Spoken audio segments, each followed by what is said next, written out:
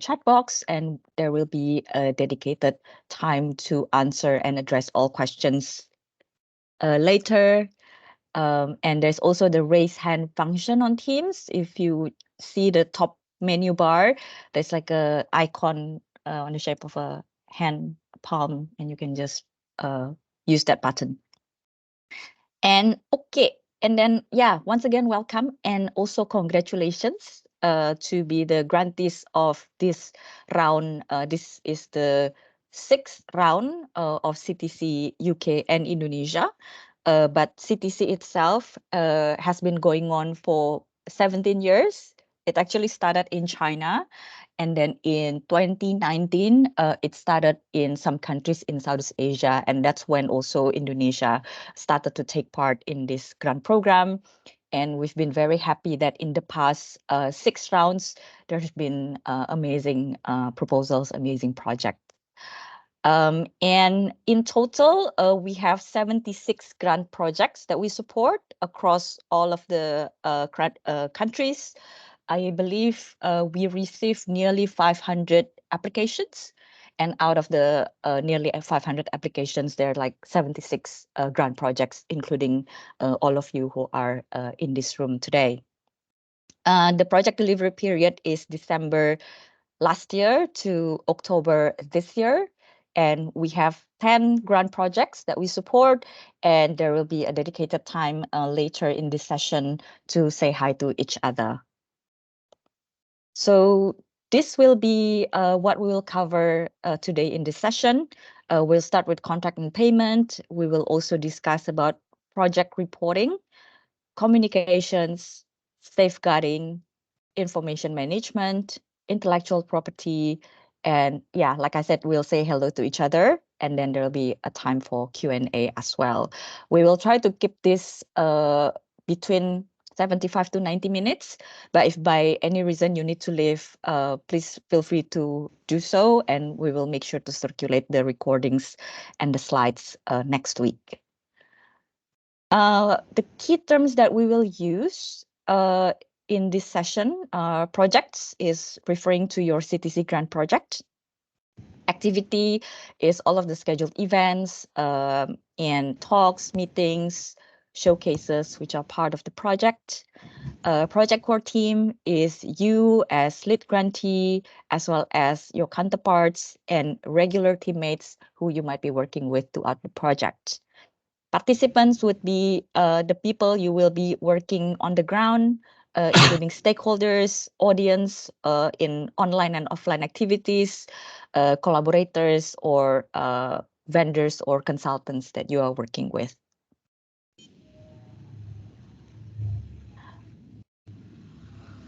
What is the role of British Council in your grant project? So we are here to help facilitate and support. We will be your first point of contact for any updates, concerns, changes, or issues as you work through your project. So it will be the three of us, myself, Kemi, and Luna. And we will be managing your grant contract and payment. So whether the lead grantee is UK-based or Indonesia-based, it's still the three of us who will be managing your contract and payment. And we'll also, as much as possible, support and advise you as you deliver the project. We'll also happy to advise on communications, monitoring and evaluation, data protection, as well as safeguarding. And of course, there's like a project reporting as well, which we will talk through now after this slide. So first on contract and payment, we would like to update you that all of the contract has been signed. So thank you so much for your timely response and good cooperation. It was nearing the holiday seasons too, so we really appreciate your time and attention in that process. So right now we are still processing the bank account registration. We would like to also let you know that right now in British Council, internally we're having a system migration, which has resulted in delays in several of our internal processes. But we expect to be able to start receiving your invoice either at the end of this month, at the end of January, if not early February. So everyone is working hard to get through the system migration process. But we'll keep you updated if that changes. And of course, if by this delay it might cause any concerns or any issues in your project, please don't hesitate to come and speak with us, and we'll be happy to support you as much as we can. And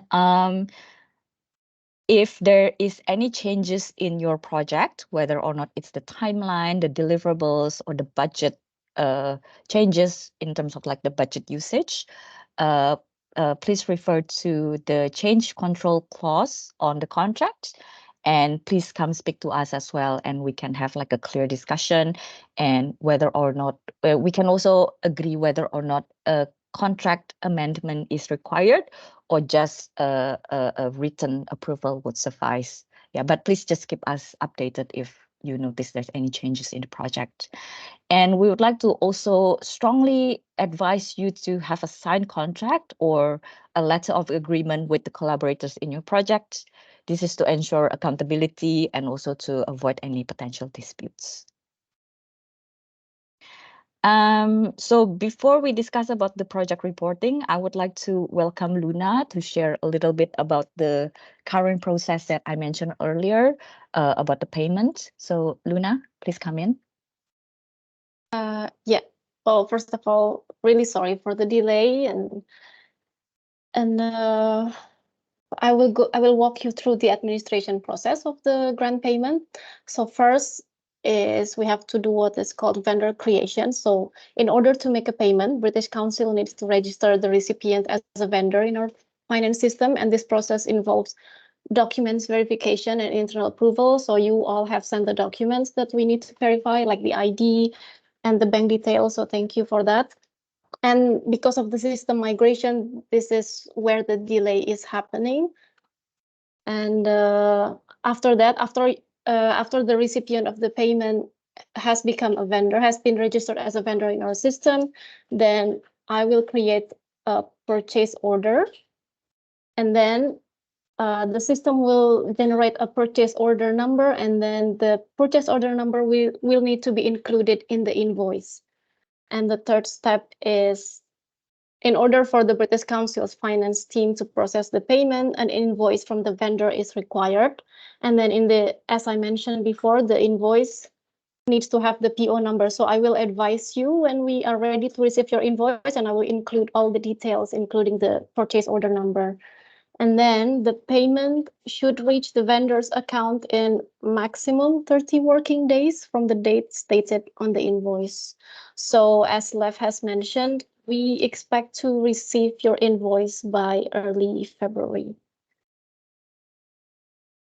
I think, yeah, if there's any question, I can help answer them during the Q&A session.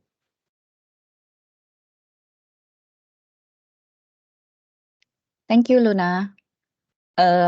We moving on to the next segment, which is on the project reporting. So during the project delivery, during the period in which you deliver your project, we recommend that you keep a project activity record or journal, where you include the links of the project activities or output like photos, videos, event pages, blogs, as well as audience number, so that you can include that in the final report after you finish the delivery of your project. Because oftentimes we found that when those are not closely recorded, when it's the time to do the final reporting, it's a bit more difficult to like fish out all of the information that might be scattered. So we would recommend you to compile everything in one place to make it easier. And for projects that are going on longer than 6 months, we would require an interim report that would include a budget update as well as audience reach. And we hope to do that midway, maybe around June or July. And the focus of this interim report is on delivery progress and budget update, and whether or not there is any risk or issues. But we would like to do this interim reporting process as streamlined and as straightforward as possible, and we will advise you in due time in the requirement.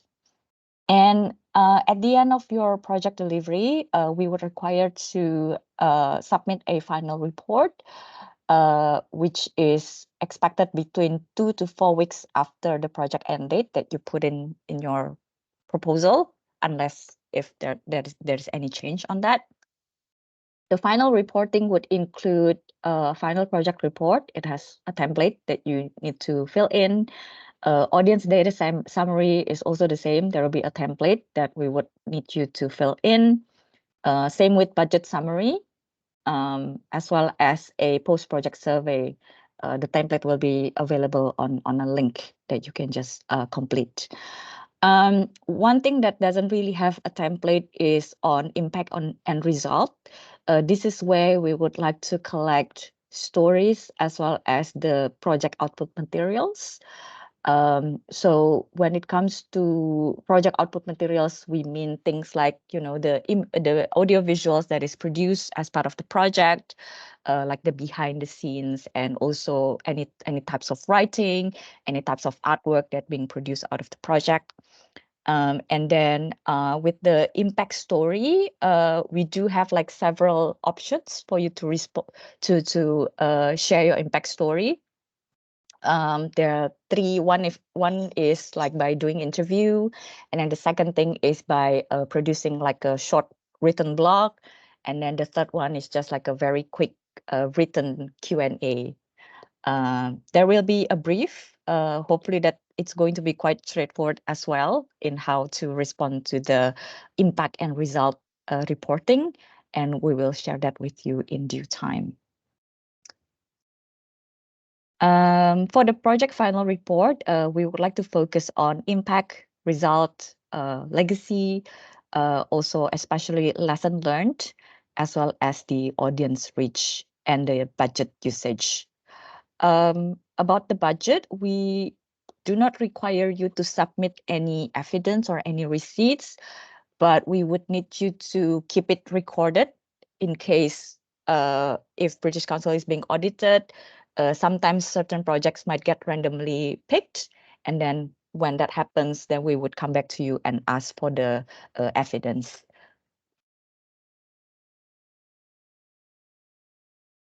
Moving on to the communications, we like to encourage you to be in regular contact with us, with the three of us, on the progress of your projects. This will help us communicate your project to wider audience better, and also help us to be connected to one another. We have already circulated the Marcom's guideline through email. It's available here again in this link, this bit.ly link, for detailed guidelines of communications and branding. And if your projects have any particular events, like public events or any key project activities, please communicate that ahead of time with us. As much as possible, we would like to support you in the promotion. And when possible, we would like to also be part of that as well. We would love to attend attend your events and your activities. And yeah, it's just repeating to maintain a project journal or record to keep all of your project processes and journey in one place. Here are the key points from the Marcom's guidelines that I would like to quickly go through with everyone. So this is like the promotional checklist. So if you are issuing a press release, we would happy to provide quote. So I know that some of you have already reached out to us asking for quote. I'll get to that. I'll get to those very soon next week. So thank you once again for doing that. And then we also have the boilerplate and also our logo. That will be for press release. That's the minimum requirement. And then for the digital promotions, we would require, of course, British Council logo, British Council hashtag, which is the hashtag connections to culture, and then the link to British Council in-country website. That would be britishcouncil.id. And for any sort of marketing materials that you are producing, we're required to put British Council logo in it. And finally, if you are producing any sort of social media content related to your project, please make sure that British Council logo is there. And then also tagging our accounts, as well as the hashtag.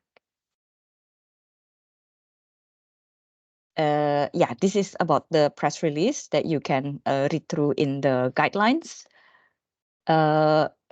This is a recommendation on the messaging.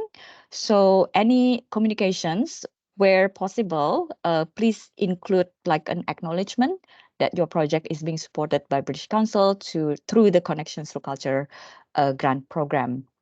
So this is a sample of the wording that you're welcome to use.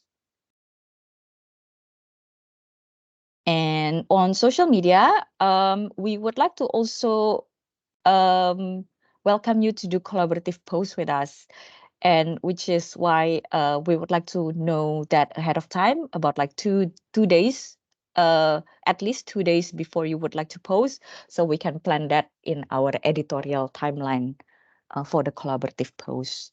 And don't forget the hashtag, as well as tag our relevant social media account, which is for British Council Indonesia. Instagram is @IDBritish and @IDBritishArts. And this is quite a technical information that you can find about the usage of our logo. And quite an important element is on consent and copyright. So every time that you produce any sort of marketing materials, yeah, please just make sure that the proper credits are being put in, as well as proper consent to use the images or the audiovisual materials. And this is also a link to download British Council assets, including our logos and font. If you would like to use British Council font, you're welcome to do so. And for the next section, which is covering safeguarding, information management, and IP, I would like to welcome Kemi to the presentations. Thanks, Kemi. Thanks, Lev. Hi, everyone. So I'm going to take on the next couple of slides and share with you about the preparations for safeguarding. So as some of you, and I'm sure actually every one of you are aware, safeguarding and safety and security is our main priority. So you might want to also refer back to your contracts. There are some safeguarding clauses like number 11 in Schedule 3 and 7, and number 7 in Schedule 1, and as well as the special terms. So please do take a chance to read through those carefully. So in our work, we meet with many children and adults who are potentially at risk for a variety of reasons, and we aim to create a safe environment in which no child or adult will experience harm or exploitation during their contact with us. And I'm sure that in some cases, some of your projects might also be particularly relevant to make sure that safeguarding is properly in place. So also, I recommend that you read some of our policy statements and general steps. We have details and information about it in our website, and the link is available that we can share with you later on. Next. Yes. So we want to make sure that with safeguarding, we comply with the relevant UK and international laws, as well as the standards ensuring local legal compliance, that we value, respect, and listen to both children and adults. And we want to minimize and manage situations where abuse could occur through maintaining a strong protection system and procedure, which includes planning, risk assessment, and safeguarding systems.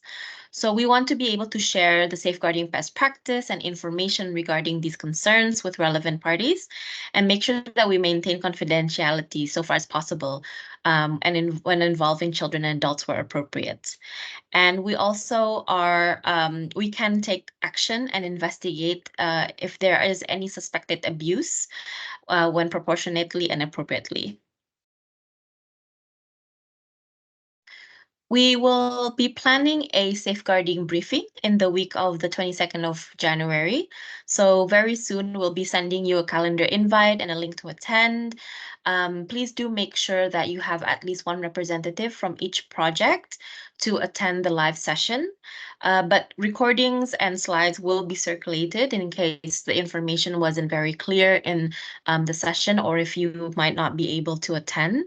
But we also might require some additional safeguarding related documents to be signed or submitted, which we will get back to you on. So the second part is around information management, and once again, referring back to your contracts, there are several clauses that is linked to this and regards about how you work with us in regards to your information. So there's Schedule 3 under standard terms, recipients' obligations, change control, and data processing. So we also suggest for you to take some time to read through this carefully. So on data protection, please make sure that you collect only what you need for the purpose of the project. We also recommend that personal data should not be shared unless it's consented upon. Privacy notices should be included when you collect data from your beneficiaries or the people who are involved in your project.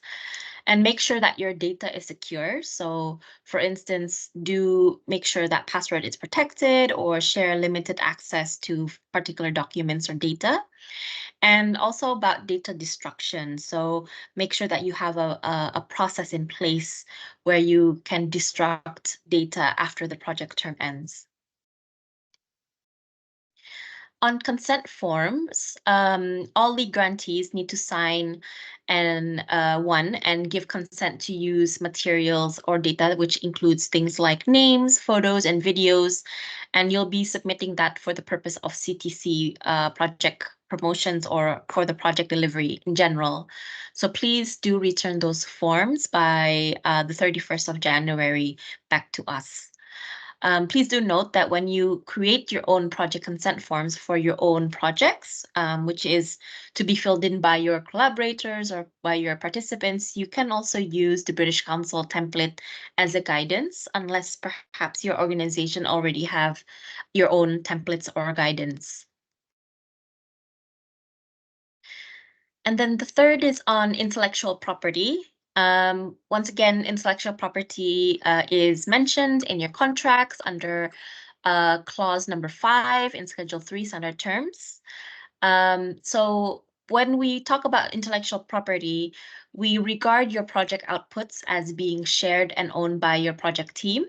So the British Council does not have any ownership over your project IP and rights. But the lead grantee and counterpart grantees would need to ensure that among the team, IP outputs are clear.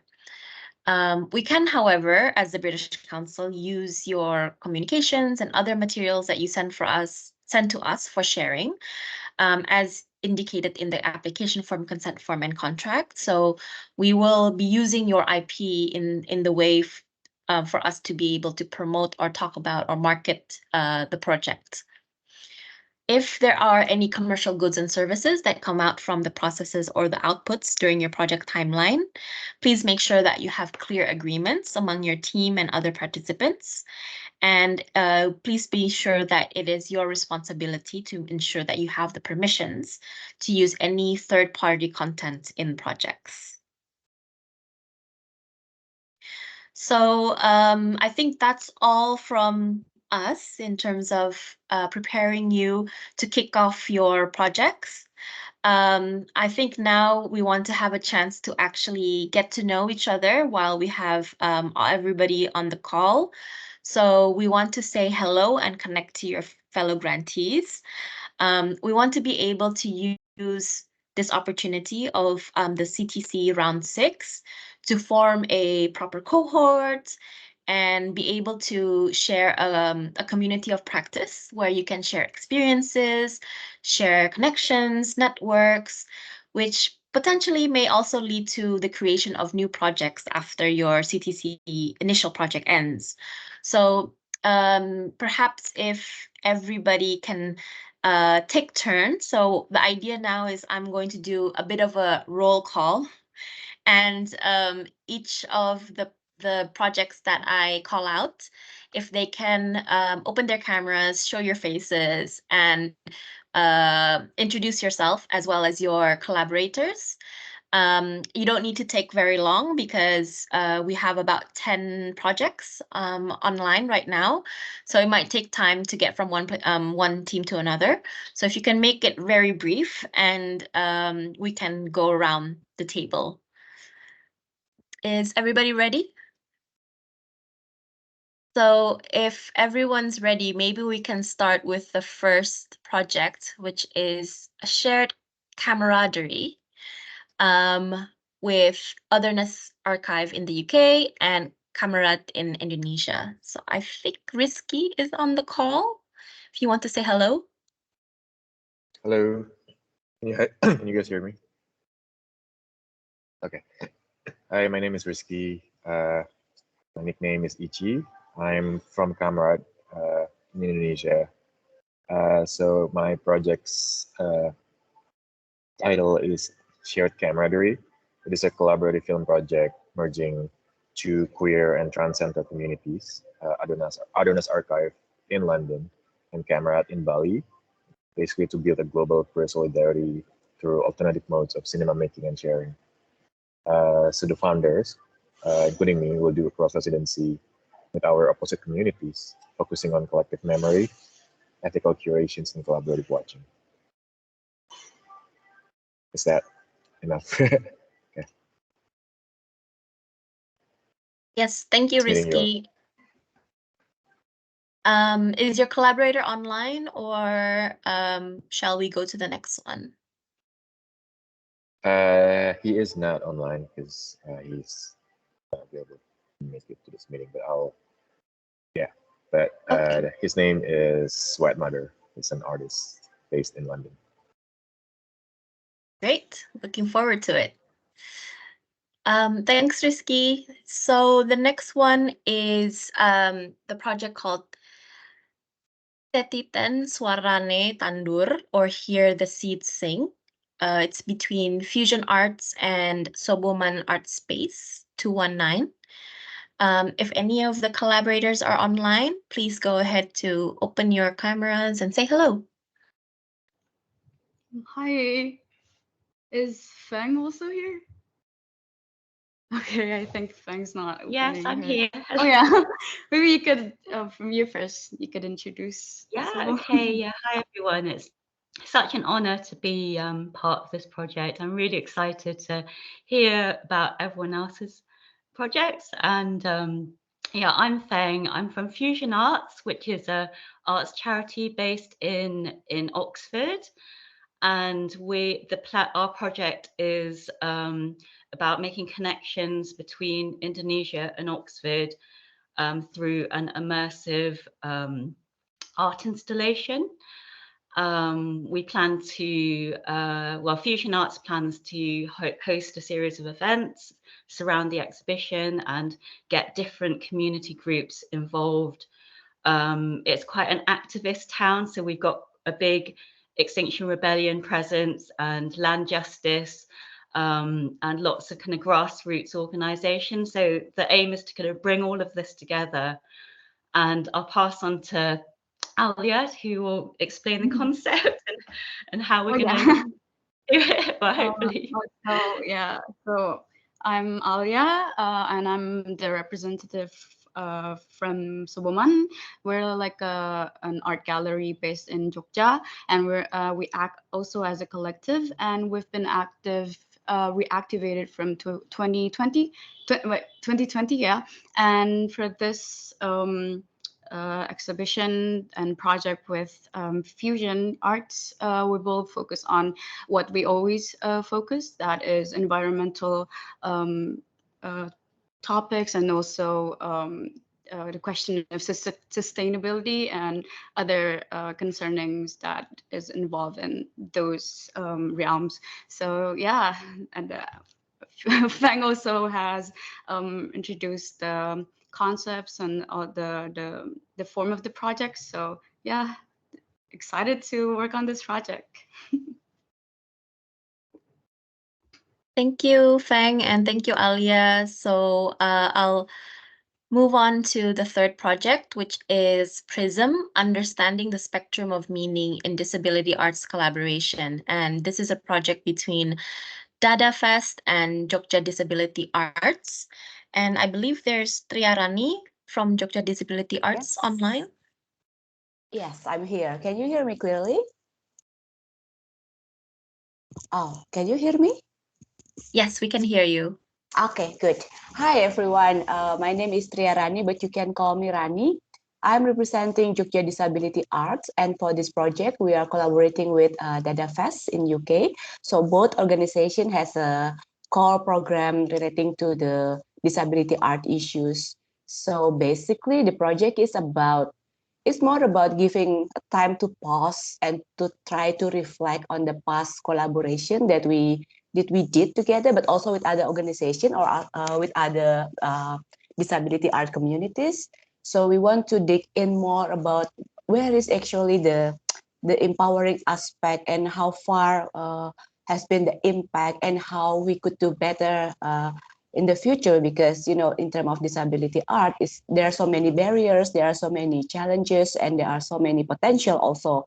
And the outcome will be of the research project will be maybe new insight, maybe new knowledge, and we are plan to in the long term we plan to develop like modules or maybe guidelines on how to work in disability art collaboration, how to make it meaningful, particularly in the context of the UK and Indonesia. So I am only here today representing the project because my other colleagues, Mas Nano Warsono from also from Jogja, and also from Dada Fest, we have Rachel Rogers and Ngozi Ugo Chokwo. They are both a producer at Dada Fest UK, but they cannot attend today. So yeah, on behalf of the team, I would say that we are really excited and we are really honored to receive the grant. And nice to meet you all. Thank you, Rani. That was a great introduction. And moving on, we have the project Playground, a Jatiwangi art factory in residency at ESEA Contemporary. So this is a project between ESEA Contemporary, or East and Southeast Asia Contemporary, and Jatiwangi Art Factory.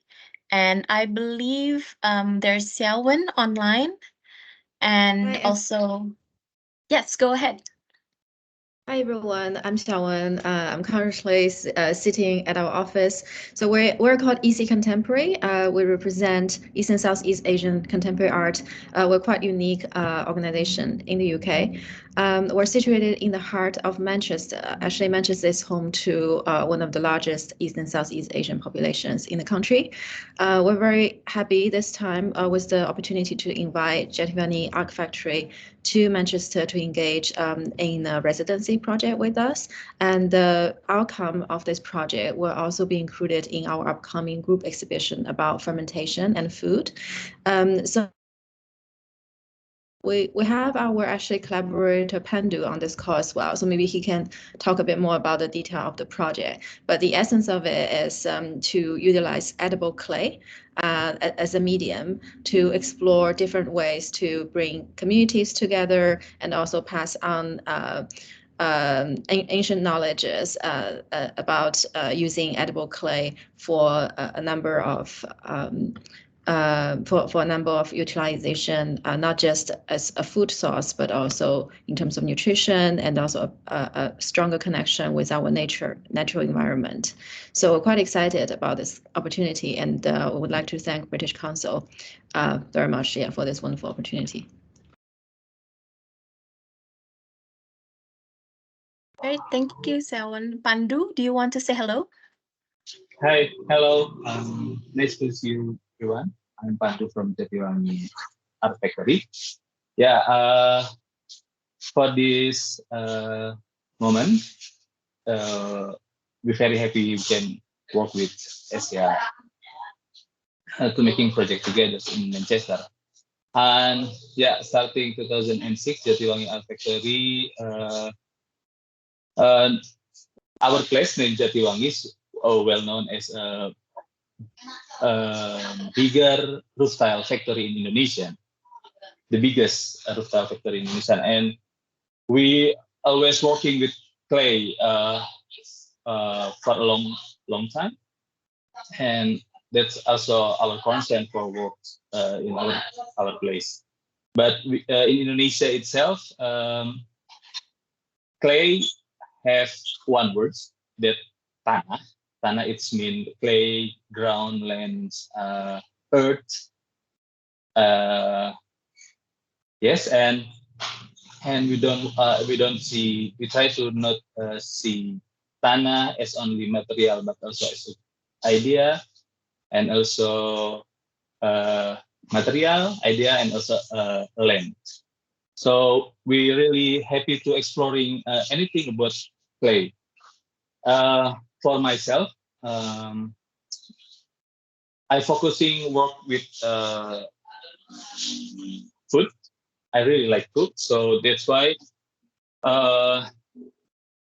mostly I experimenting with clay, edible clay. So we making many things from clay.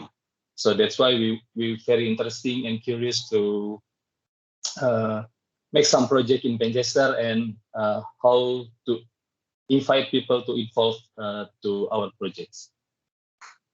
Thank you. Thank you, Pandu. So we'll move on to the next project, which is bridging cities, Exeter and Jakarta. So this is a project between Exeter's UNESCO City of Literature and 17,000 Islands of Imagination Foundation.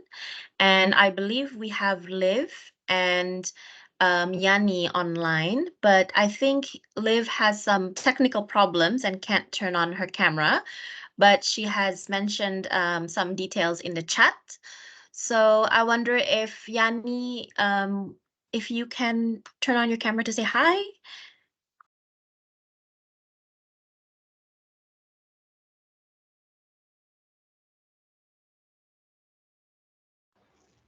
Okay, hi Mbak Kemi.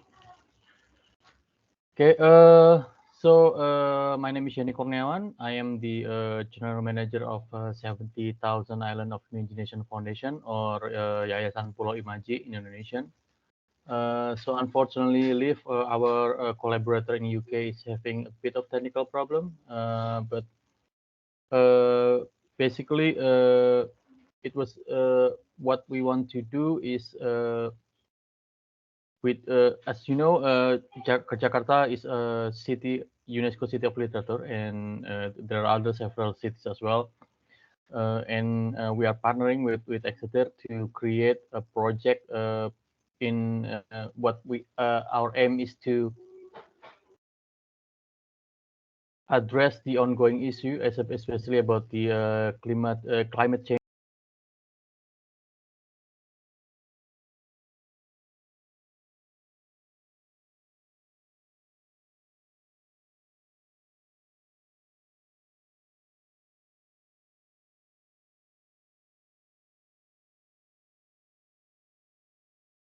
Hello, I think we might have lost Yanni.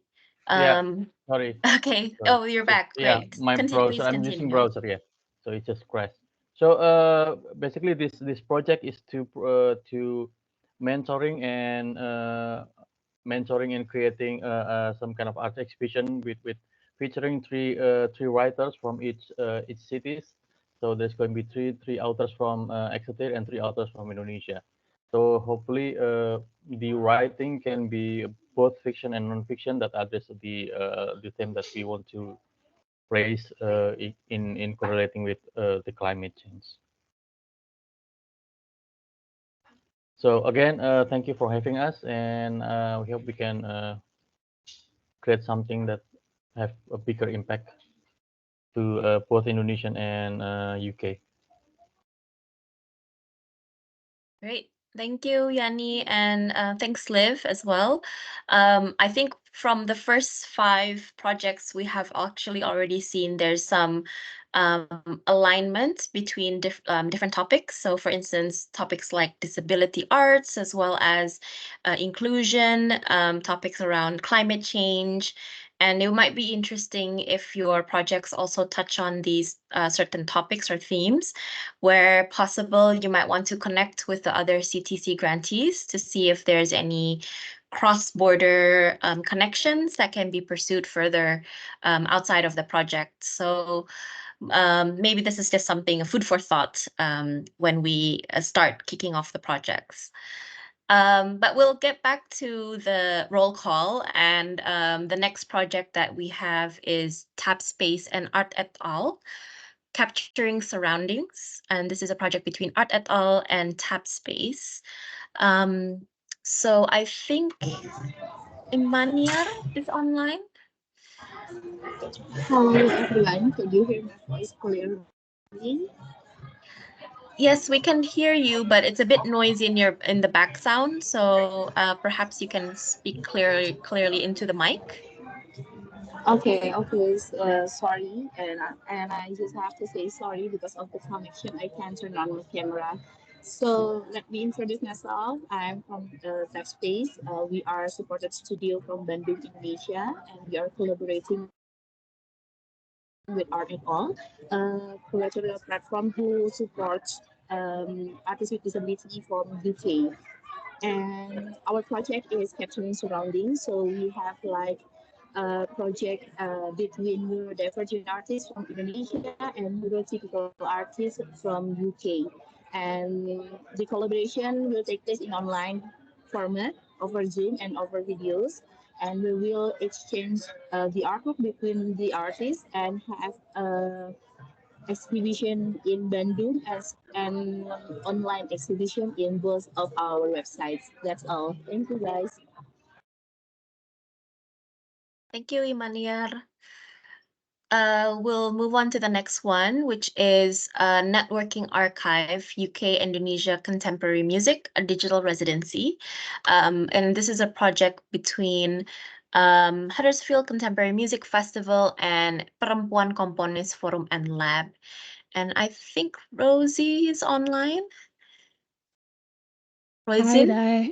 Yes, I am. I'm Roisin from Huddersfield Contemporary Music Festival. We are working with PK on a project which will engage with Indonesian and UK archives. So in the UK, that would be Heritage Key, which is the archive at the University of Huddersfield, as well as any other archives that the participants are interested to engage with, to explore experimental music, sound art, field recordings, and multimedia. And we'll work with 4 participants, 2 artists from Indonesia and 2 artists from the UK. And together they will make a new work. The participants will be selected by an open call, and there'll be the opportunity for performances in Indonesia and also in Huddersfield. That's it from us. Really nice to meet everybody. We're really excited to be working together.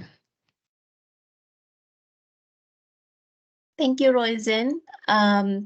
So the next one is the project called Convergence of Grace, which is uniting worlds through dance. And it's a project between Kadafi Mulula and Kita Poleng. So I see there's a couple of people from Kita Poleng online. Pranita. Yes, hello everyone. Please let me introduce myself. My name is Pranita and I'm come from Kita Poleng. And then here in the online meeting, there is also Jasmine and Dibal as the founder of Kita Poleng.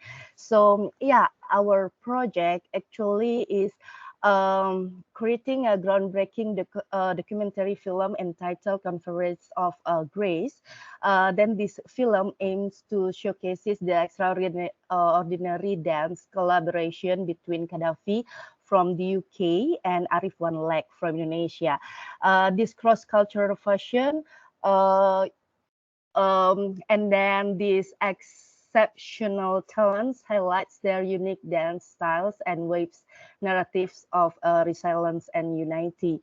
So based on this project, we hoping that the cultural boundaries through its inclusive approach, offering a visually stunning celebration of this diversity. The film will be emphasize the universal language of dance, portraying how individuals with different abilities can come together to create something that truly beautiful. Also for this project, we're gonna include and highlighting the talents of deaf dancers. Yeah, and then we hope that this project aims to celebrate this diversity and demonstrate that everyone, regardless of their abilities, can thrive and contribute to the art on what is it called, an equal footing, something like that. And then such an honor for us that British Council can include us for this program. And then, yeah, and then we would like to say thank you for everything. That's all. Hopefully we gonna crushing it. We believe. Thank you, Pranita.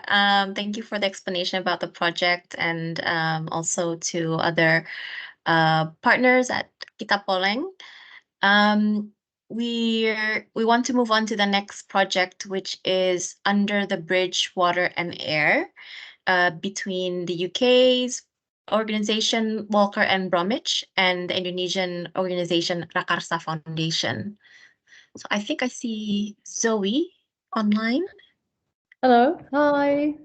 Hello, yes, I'm Zoe, and this is Neil, and I can see Vincent from Rakarsa. Yeah. Like to introduce, or do you want to? What? How do you want me to go, or do you want to go? You go first. You go first. Okay.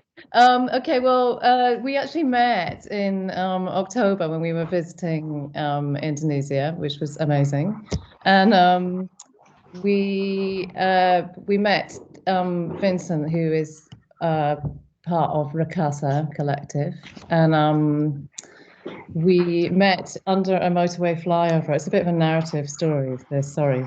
We met under a motorway flyover where Rakarsa are based and working with the community there. They're very embedded there, and we were really excited by the work they're doing. And we realized after a really good initial meeting and a chat under the motorway flyover that we were both working on quite similar connected projects with different communities and obviously very different cities. We're based in Glasgow in Scotland, and we've both been working for the last 3 years on projects, one of which looks at water pollution and the other one looks at air pollution. So we're kind of bringing these two projects together through communities we work with. Thanks, Neil. Through water and air. Vincent, would you like to answer? Yeah, thank you, Zoe. So my name is Vincent. I came from Bandung. I'm representing Rakarsa Foundation, and I think I have one of also my colleague here, Gustav, as a part of this meeting.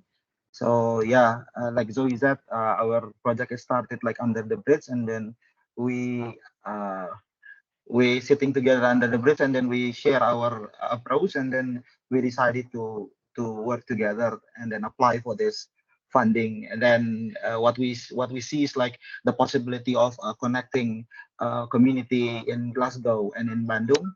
At the same time, we want to create like solidarity between the community, the feeling the same, so the people in Bandung can have a feel same problem in Glasgow in terms of environmental issues.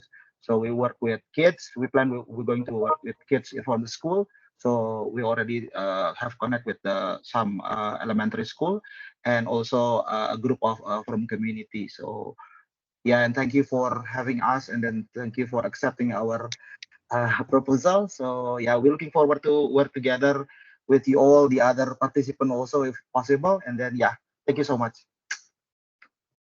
Yes, thank you. Thank you so much. We're all very excited to be getting going. We've had some great meetings already. Great, that's really good to hear, and what a story! Really interesting story that hopefully will also result in a really interesting project and collaboration. So we're really looking forward and to seeing the results of that. And the last project is Julian Togar Abraham and Nottingham Contemporary. So I'm not sure if anybody from the two teams are here. Is anybody here representing Julian Togar Abraham or Nottingham Contemporary?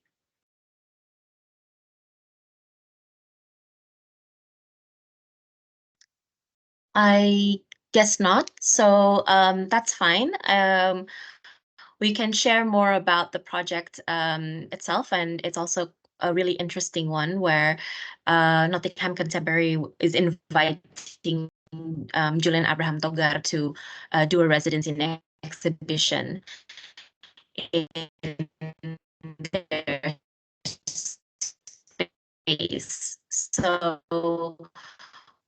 we'll also be able to introduce them to the wider CTC of what everybody else is doing, and this may also hopefully open up further conversations or opportunities to connect and collaborate across the different projects. So I think that is the end of our roll call. And Lavina, if you can maybe share the next screen. So this is a chance for you to perhaps ask us any questions or reach out to us if you have any further questions.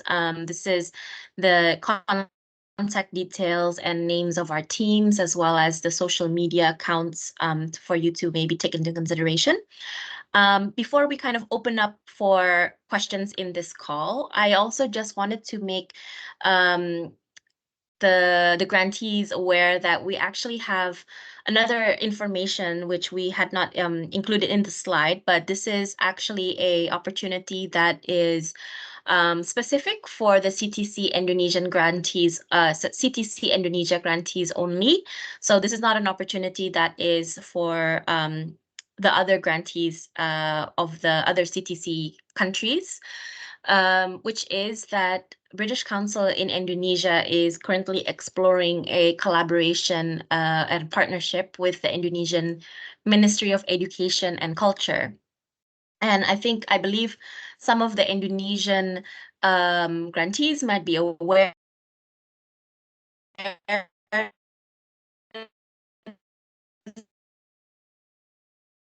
Kemi, I think you're breaking up a little bit.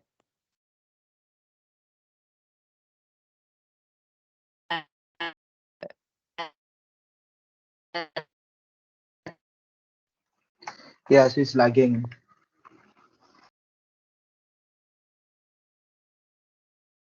Kemi, would you like to try and turn off your camera for the time being, in case it might help?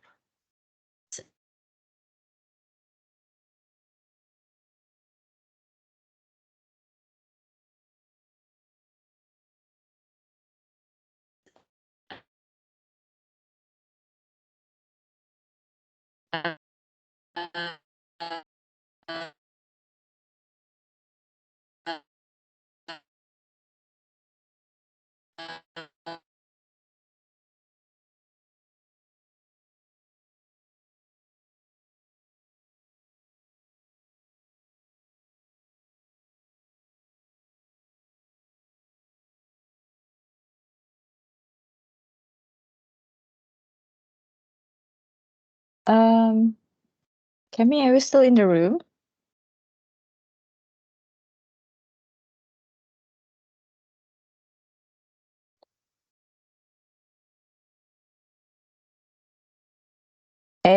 So I think Kemi is experiencing some technical issues, perhaps with her connection. So while waiting for Kemi to come back in, perhaps I can share a little bit. And then when Kemi comes back, she can share more details about the opportunity that she was alluding to. So right now, the British Council, so just want to recap that British Council Indonesia is currently exploring partnerships with the Indonesian Ministry of Education and Culture for a potential co-funding scheme that we would like to work together with them so that UK and Indonesia CTC grantees might be able to benefit through that co-funding scheme.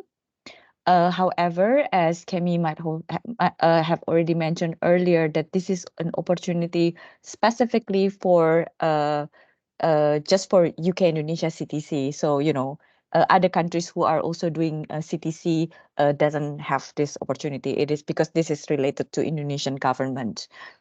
However, because this is a potential co-funding from the Indonesian government, there's some limitations in which that how it could be dispersed or who can apply. So it is very likely that it is only Indonesian citizen that could apply to that. So it is not.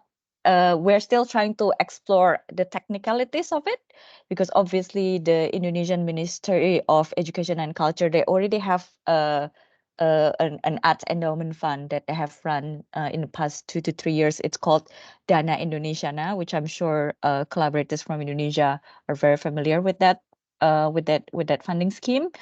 So yeah, we are just right now trying to find the technicalities, to nail down the technicalities, how we might be able to perhaps as a follow-up of this of your CTC project, that you can find additional funding support to maybe maybe a follow-up project, or maybe bring the project to another scale or another level. But yeah, it is something that we're still currently discussing with the government. And I wonder, Kemi, if you're back, you would like to share more details about that? Yes, I'm back. I'm really sorry. You know, internet connection's always unreliable nowadays. But I think Lavina has covered all of the information so far that we can share about the opportunity with Dana Indonesia. I would probably suggest, if anybody is interested to learn more about this, you can reach out to us directly, and we can help to provide more information as we go. This is certainly an opportunity for potentially looking at the long term, or if you have a follow-up project after your initial CTC project has ended. So we can then provide more guidance and support as we kind of go on and start your own CTC projects, the initial CTC projects. So this is something maybe that you might want to also discuss, especially if your collaborator in Indonesia is already familiar with the grant scheme from the Indonesian government.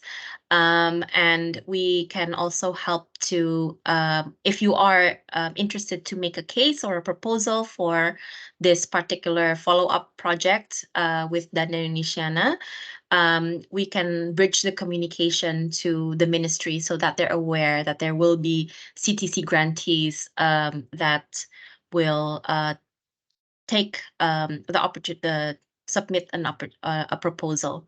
So I believe that's the information that we can share today. And this also concludes our presentations. So we're opening it up for questions, remarks, comments, or if anybody would like to say another hello, or you know, have any questions, this is the time and place to do so.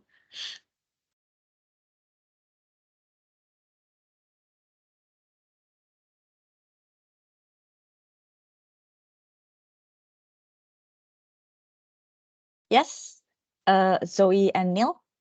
Hi, hello there. Yeah, I think this is a question we were discussing in a meeting with Rakasa on Tuesday. It was really just around applying for visas. You might be doing a separate orientation around that. But Vincent's planning with our timeline. Vincent should be in Glasgow in April. I'm just wondering about the sort of timelines for the run-in to apply for visas and how that the cost of that visa application, when we should put it in if we're not going to be expecting to get the grant until the end of February, sort of March time. Would you advise that we just go ahead and apply for that with our own funding, or do we wait to receive funds from the British Council? Okay. Thank you for your question. So I'll try to answer your question about visas, and this might also be relevant for some of the other grantees who have plans to travel to the UK. With regards to visas from Indonesia to the UK, the standard processing time right now is around 15 working days from when you submit your application at the visa center. So we do definitely recommend applying for visas in advance, especially when you anticipate that the travel time would be during like a peak season or holiday season, where it's possible that a lot of people are applying for visas to the UK. There is also an option to expedite your visa process in case things don't go as planned, and you might need to do it faster. But I would probably not recommend that because that is very expensive.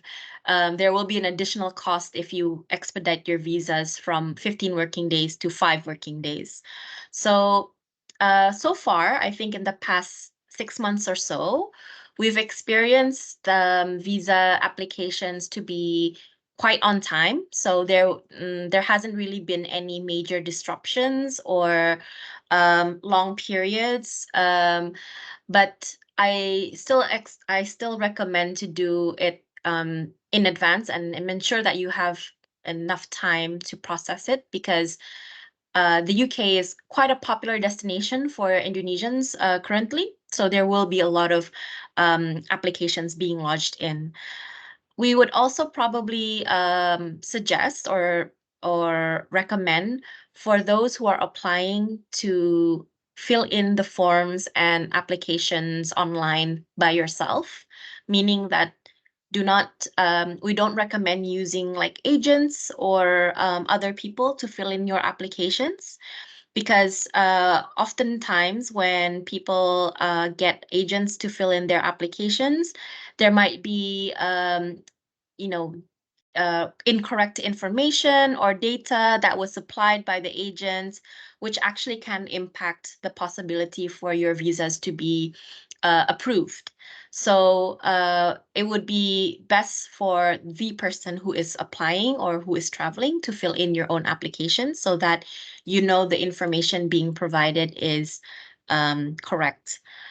As about in regards to the price or the fees of the visas, I believe the current price right now is around 120 pounds, if I'm not mistaken. Is that correct, Lavina? It's 315 as of now. Oh, okay. 315 pounds. And so for Indonesian passport holders who would like to visit the UK, there are two types of visa that usually we recommend. One is the business visa, and the other one is paid permitted engagement visa. So I believe I've already circulated the links to those two types of visa on one of my email correspondence. I'm happy to include that on the next on my next email to everyone so that it's easier for you to reference it. So it really depends on the types of activity that will be done in the UK during the trip. It would affect the types of visa that is being applied. So if it's usually for so if I think the general rule of thumb, if you're being paid to go to the UK, if the activity in the UK is being paid, so you're doing something like on a professional capacity, then the general rule of thumb is go to the paid engagement, but permitted paid engagement visa.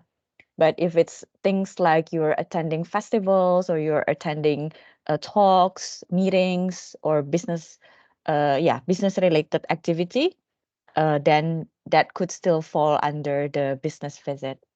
So have a look at those two links, and if you're still unsure, happy to try to decide that with you. So just reach out to any of us if you would like to, if you need any help to decide which type of visa is the correct one. But there are those two types.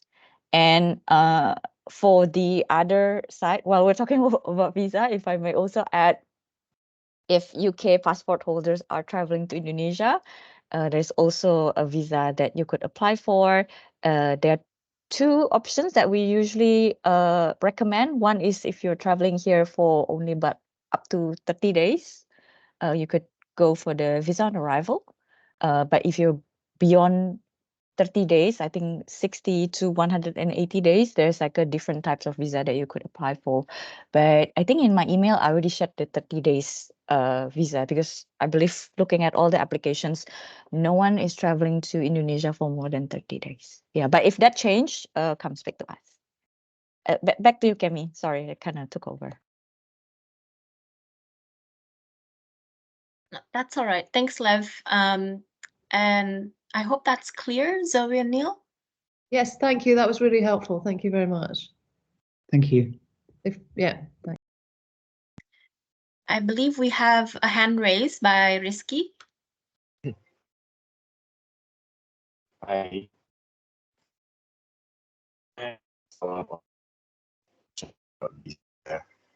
I did questions. One is the standard visitor, and the other one is permanent paid engagement. I guess in terms of my residency, will be kind of like coming to, I guess, give workshops and curate a film program. And I'm not paid by the UK institutions. I guess I got paid by, I guess one of the expenses are paid by British Council Grant, which is the CTC. Would that be considered as the business visa or the permanent paid engagement? And I know that the maximum length of stay is different. I guess the business visa is 6 months and the permanent paid engagement is only 1 month. Just want to clarify that. And the second question is about consent form that Lady was talking about. Is that the same one that we already submitted, or this?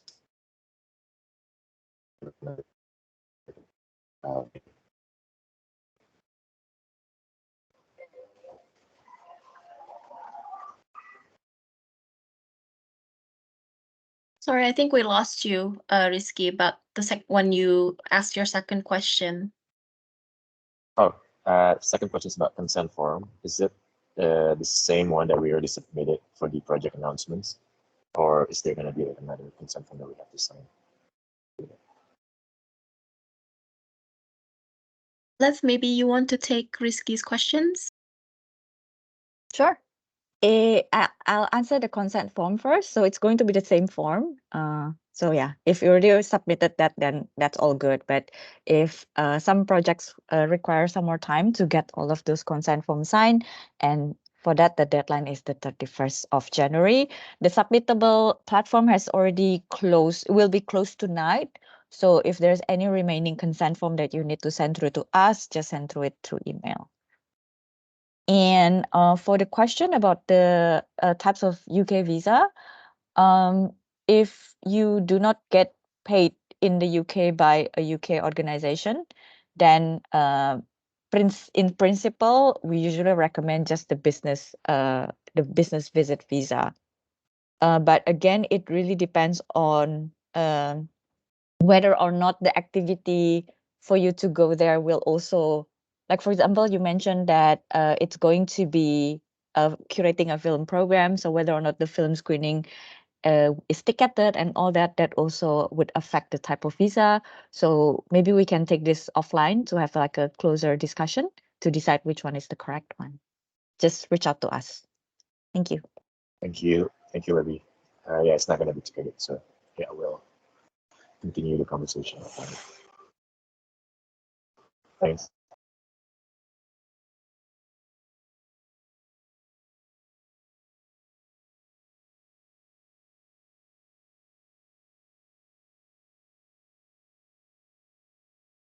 Before we wait for the next question, still on the subject of visa, if you're applying for UK visa, British Council is able to issue UK visa endorsement letter.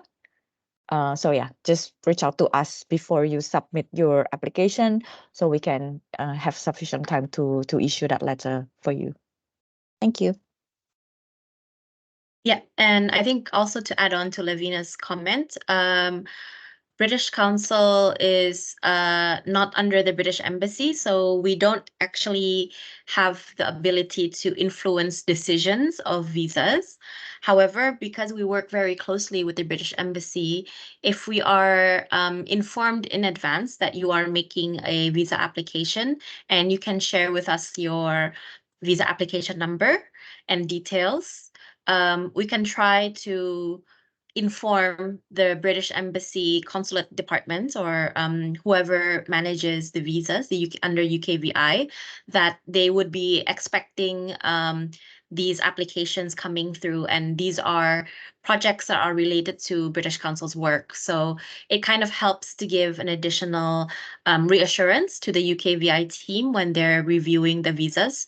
So it's a maybe ask from us to you to make sure that you also keep us informed and keep us updated about your processes so that we can also make it easier for you.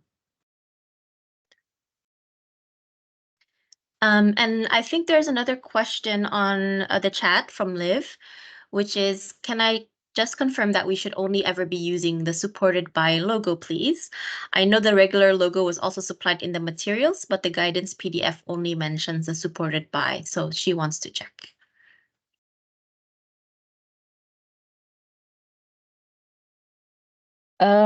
Generally, we request grantees to use the supported by logo. But if there's any collaterals that you feel would be suitable to use without the supported by writing, yeah, just let us know and we'll double check that with our Marcoms team. But the general rule of thumb, please just use the supported by logo.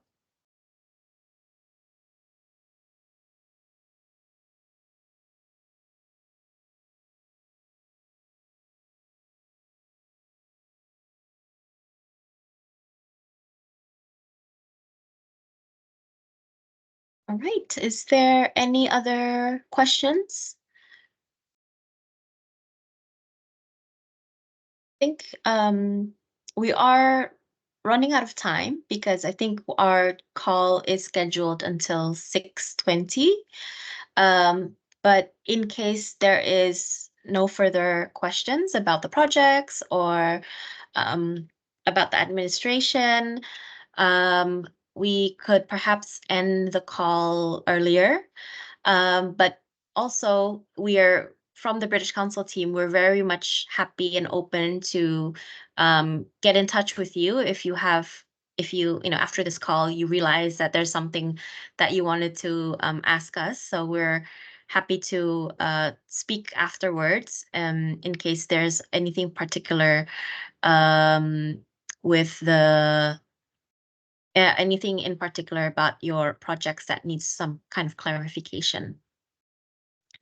And just to maybe clarify, I will send out the links of the UK visa web links, and it is actually £100. So just to be around £115. So just to be clear about that, the details.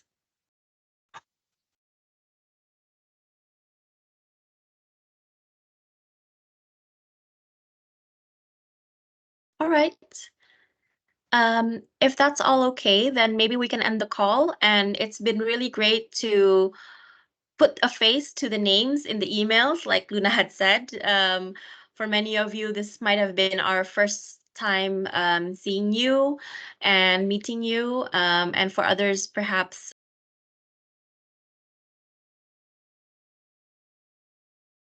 has been useful, and you now have a sense of clarity about how to kick off your projects and also meet with the other people in the cohort.